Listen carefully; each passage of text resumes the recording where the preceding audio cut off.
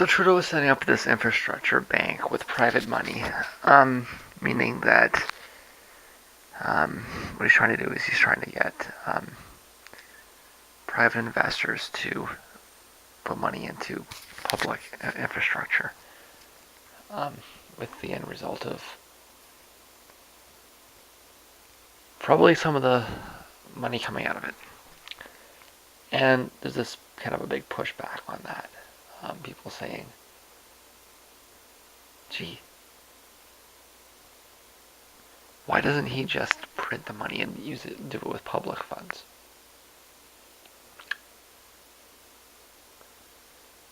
And on some level I agree, that would be great. But let's have a talk about this, and let's have a talk about whether that's allowed or not under the rules of international capital. Rules that we signed up to in the 90s and that have very dramatically restricted our sovereignty in these matters. We moved, well,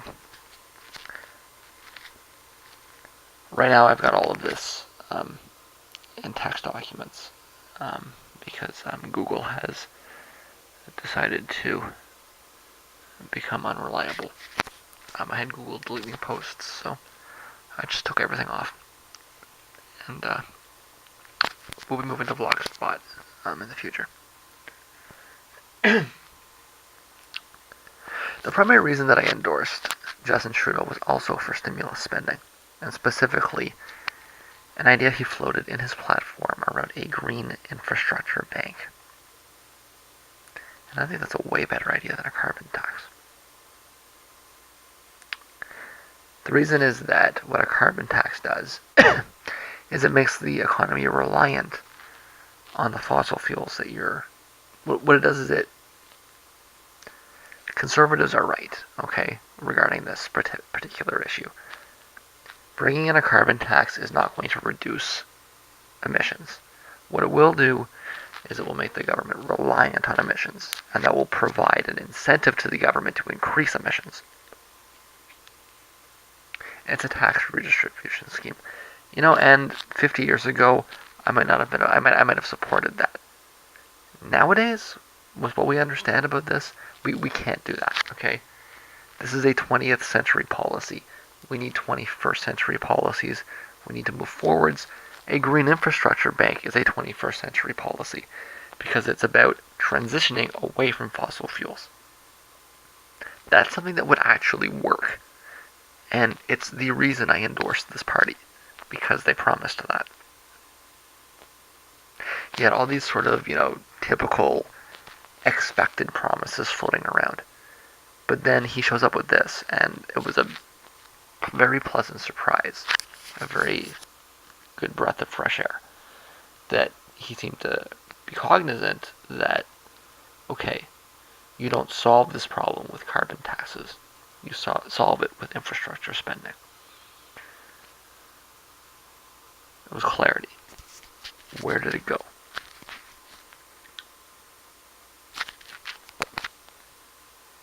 The economy in the country is such that we can't reasonably expect that anybody is going to shut down the oil industry on a dime, especially not after the previous government, which operated loosely like a petrostate. We spent 9 years of increasing integration with the oil economy, and that just made it really hard to disengage. Okay, every month that went on, with the state becoming more and more singularly invested in fossil fuels, and fossil fuels becoming more and more central to the economy of the country, damaged our ability to move forward. It's like time was moving backwards. And now we've got to catch up on all the time we lost before we can start going forwards again. So yes, Trudeau is going to support the pipelines. He told you he was going to support the pipelines. I told you he was going to support the pipelines. Pretty much everybody that was listening and that had the slightest amount of, cognitive abilities told you that he was going to support the pipelines. Because he has to. And if we want to stop these, then we're going to have to stop them using direct action and court orders, because the government was never going to stop them. The government never said they were going to stop them. And the idea that the government was going to stop them was just something that you imagined, something that you hoped, just magical thinking on your behalf. There was no evidence at any point ever that Trudeau was going to stop these pipelines. All evidence through his entire political career has suggested that he was going to support them. No surprise there. But what Trudeau can do is set the ball in motion around a larger systemic change by setting up a financial industry around the green sector. And yes, you have to do it like this, okay? I'm no advocate of historical materialism, but the ideas floated by Naomi Klein and others are getting the causality backwards. You do need capital investment first, and then a workers' movement, and Marx understood that. You're never going to succeed by showing up with a bunch of, showing up with workers at a factory is basically the same thing as showing up with pitchforks outside City Hall, because that's the modern equivalent. You need to get the money flowing somehow. At the very, if you're really optimistic, maybe the farmers with pitchforks might scare them into investing.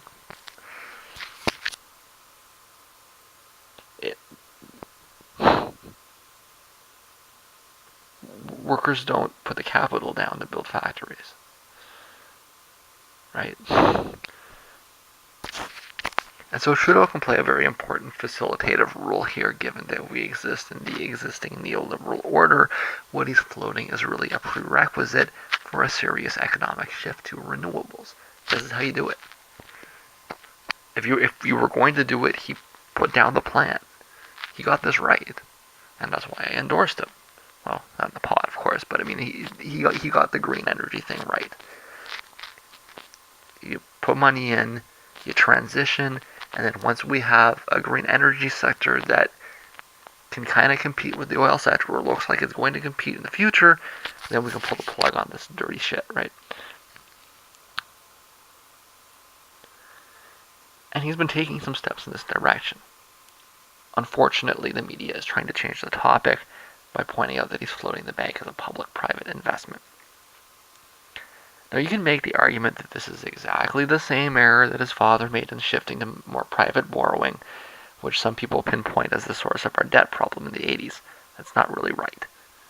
The source of the debt problem in the 80s was Mulrooney's interest rates, or the bank under Mulrooney. They wouldn't cut rates. And so you had this big debt, and then you had these huge rates, and yeah, they melted. They had to cut rates, but I mean, they couldn't because, etc., but that was the actual problem. They needed to spend to grow the economy. They were right. The problem was the conservatives didn't adjust.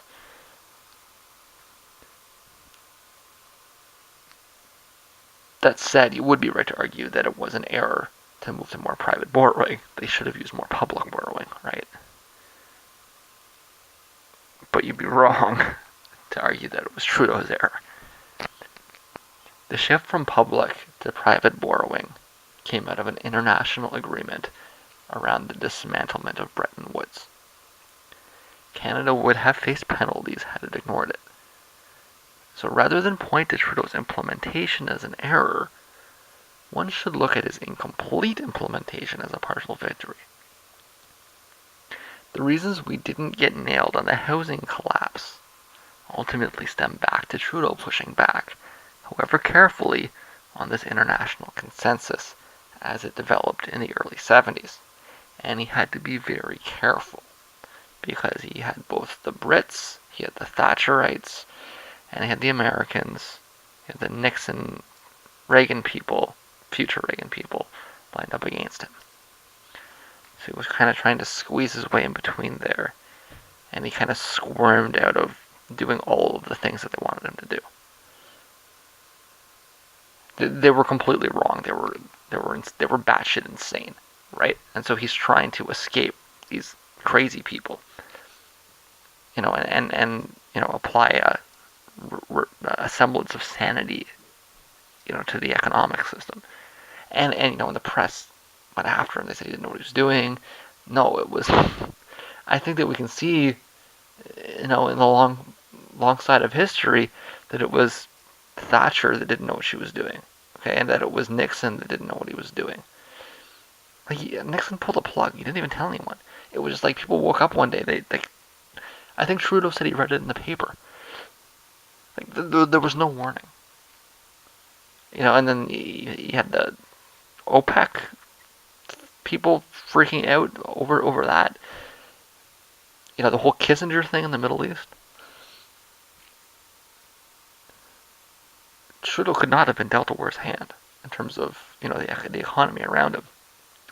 And I mean, he didn't do everything perfectly, but he mitigated. And look at the outcome. Things aren't as bad here as they are elsewhere. Things are not as bad in Canada as they are in the UK or in the US.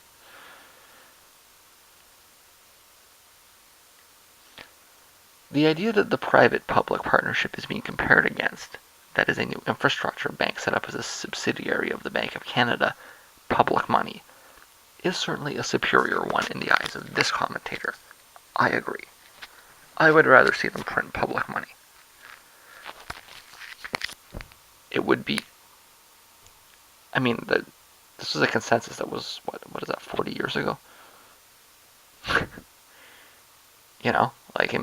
It would be going back, and I don't even know how people would react, right? For the Canadians to show up and say, yeah, we're going to do public infrastructure spending. I don't even know how the world would react. I'd guess our currency would take a beating, because investors wouldn't like. Oh, well, we'd be giving investors the finger. But I mean, this is abstract. We're talking about something that really actually can't happen. It would allow the country to arbitrarily print money for infrastructure, sure. There is some misinformation floating around on this point that seems to ultimately stem from Paul Hellyer. No, Canada never printed all of its money debt-free. It certainly had a higher percentage of it printed debt-free in the past for infrastructure spending, and this did keep our debt down. But while superior, this idea is also illegal under our international trade agreements, okay? Trudeau had to move to more private borrowing as a part of the collapse of Bretton Woods that was pushed down to him from outside.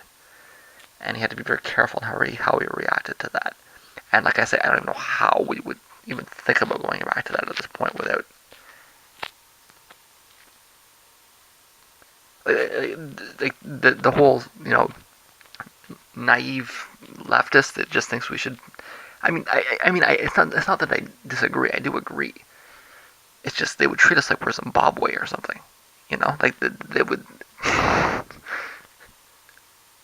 We would have to.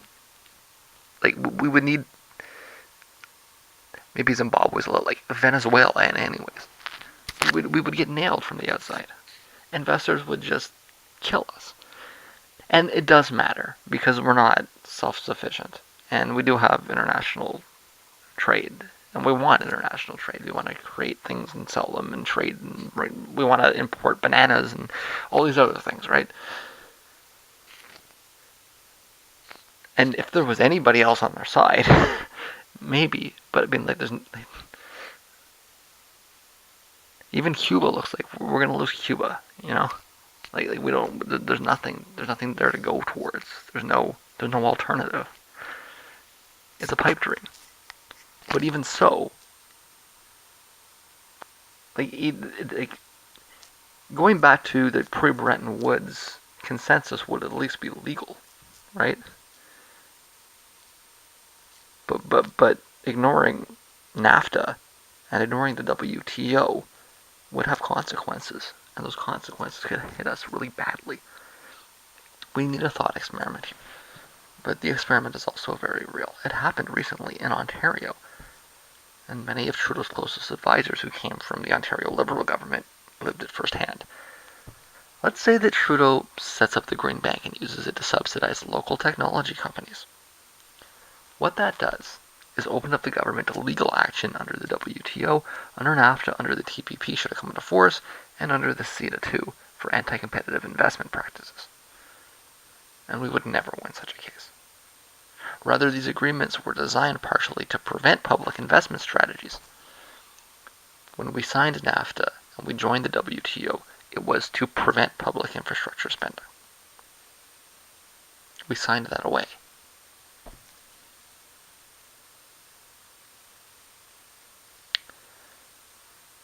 We would have to, in time, maybe not tomorrow, but eventually we would have to shut such a bank down and pay out exorbitant sums to the entities launching legal action.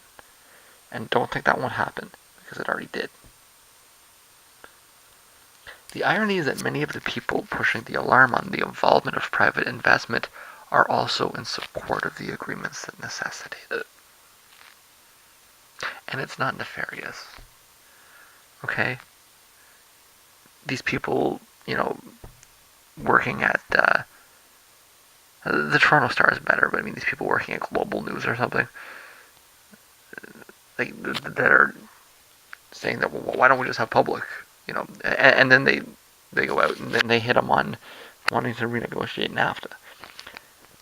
They don't know, okay? They don't know. They don't understand that NAFTA puts these kinds of onerous obligations on us and restrictions on what the state can do. They just think it increases trade and creates jobs, right? It's not nefarious. Don't think it is. It's ignorance. And if you could sit these people down and explain it to them and have them understand it, they would probably actually come out of that process a little less keen on NAFTA than they were going into it. A little less supportive of the WTO. Maybe no less supportive of trade, but less supportive of the institutions that they think are facilitating it, but in actuality are just creating revenue streams for investors, right? And that's been the problem the whole time. Activists trying to get information into the hands of people that make decisions. And well, I mean, not the people that make decisions at the top. They know. The bankers know. The bankers wrote the agreements, and the bankers benefit from them. But trying to get the information into the hands of media, into the hands of voters, to undo all of the misinformation that's put out there.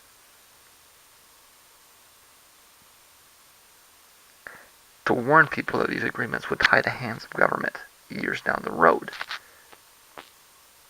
The reality is here, it's upon us, but the media doesn't see it. Again, the same people that are criticizing the idea of a private investment in infrastructure are supporting the trade agreements that necessitate it. So yeah, I mean, I would rather see a subsidiary of the Bank of Canada as was promised. But I knew at the time that such a subsidiary would require leaving the WTO first. I held out hope for the latter, but I expected that private money would be involved in the long run, either immediately or through eventual privatization. And if you want public funding of infrastructure, as I do, then let's get the steps in order. We'll have to get out of the WTO first. Maybe not step one, but before we can think about going back to traditional Keynesian infrastructure spending, we will have to leave the WTO because it's not allowed under those rules. You say, oops. No. We told you that from the start. If we want major infrastructure projects right now, this is the only way to do it. And it's not ideal, but I do support it. Because the effects of the stimulus are not different if the money is private, right? You want the stimulus because you want the effects of the stimulus, and the stimulus, it doesn't matter where the money comes from. And debt is just an abstraction. That's not real. We can deal with that whenever we want. We can put the debt off as long as we want because it's not a real thing. It's just something we imagine in our heads. Infrastructure is real, right? A bridge, a bridge to cross a river, that's something that we can walk on. That's something that we'll use. That's something that will benefit the economy. Whatever you want to say, it's something that's real, that exists. The debt used to build the bridge is just something that we've imagined. And ultimately something that we can throw away. And we needed that spending. We needed big increases in spending. We needed it years ago. And just remember, in the long run, if the investors become an annoyance, then we can just nationalize. It's easy, right? They start knocking on our door every day. Where's our pound of flesh? It's our bridge now. Sorry. That's up to them. They need to determine their own strategy on that.